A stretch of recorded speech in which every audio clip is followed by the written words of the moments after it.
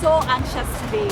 I'm sure everybody has felt this way at one point in their lives. Anxiety is a normal human experience. But what if it starts to make you unwell? You cannot cope with work and it's interfering with your life. This now stops being normal anxiety and it requires to be addressed. I had a massive anxiety attack and ended up self-harming. That's the first time I self-harmed. I'm a mental health advocate, I'm an artist, I'm a musician, but I'm passionate about mental health advocacy.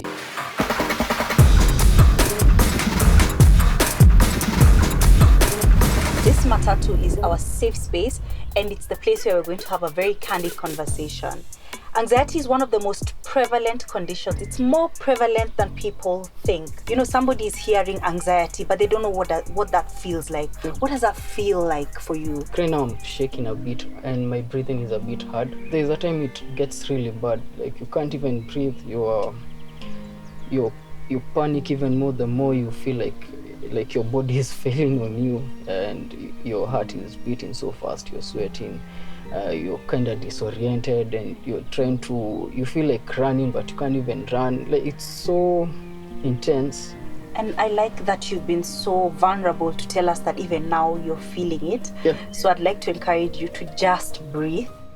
It's important to note that there are different types of anxiety disorders. The most common is generalized anxiety, whereby there is no specific trigger. But we also have phobias. There are people who are scared of dogs. There are people who are scared of things like trains or cars or driving. We're going to read a comment from the DW África Facebook community. This is from Frank Emelanjoku from Nigeria. He says, poverty and family issues is the cause of most of it. We saw a spike of anxiety disorders, especially in men, during the COVID pandemic when people were losing their jobs, and this was a big contributor to anxiety. But I would say that it's not the cause of most of it. There are very many other contributors. Sometimes there is trauma that can cause anxiety. Sometimes people go through a traumatic experience, and so they are multifactorial. And guess what? Genetic. A lot of anxiety is genetic.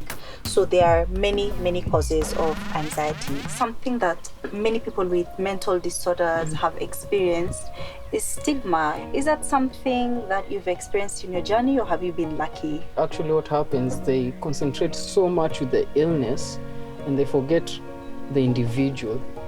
So they end up having a negative perception towards the individual just because they don't understand the illness. So aside from stigma, what other challenges have you experienced as somebody living with anxiety? Okay, so one I could really point out is accessing mental health care.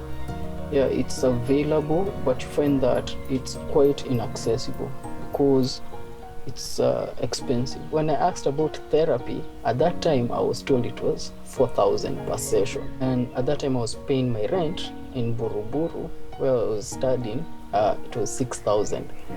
I can imagine, like, should I use the 4,000 for, you see, now you have to put it aside for some time. So one thing you've mentioned that's really important for anybody who's dealing with anxiety is coping mechanisms.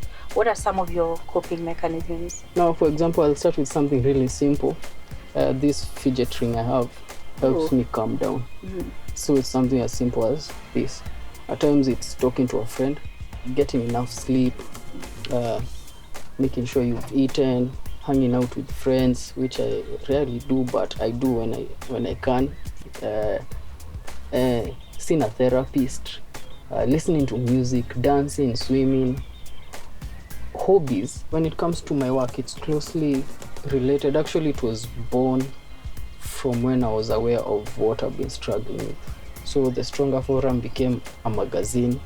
Then after the magazine, it became now what it is right now, which is a community-based organization.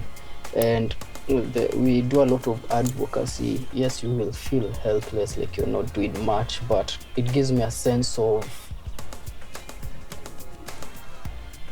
purpose. Really just want to thank you for being so vulnerable, for opening up, and for speaking up. Because trust me, somebody somewhere is watching it and relating it and feeling so empowered. If you are watching this and you feel like you are relating and you feel like you need extra help, please speak up. There is no shame in speaking up. Once again, guys, thank you so much for watching, and we would love to hear from you. So please interact with us in the comments.